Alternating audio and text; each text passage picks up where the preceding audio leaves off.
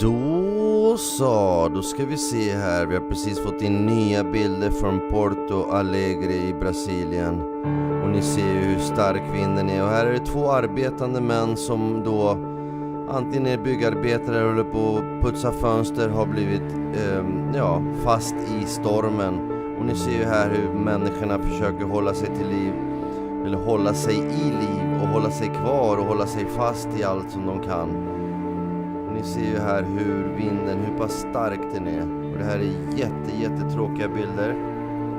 Får han tag i någon rep där, ena killen, så han kan väl hålla sig någorlunda nu, lite bättre än tidigare.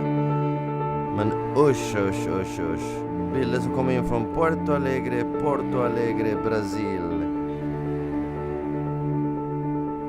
Det här är bilder som precis har kommit in, och det här är ovädret som håller på att svepa in i Brasilien. Södra Brasilien då, längre ner. Och det här är nog bara början, skulle jag misstänka. Vi har ju sett översvämningar och mycket starka vindar då i Bolivia, Peru, Brasilien, Argentina.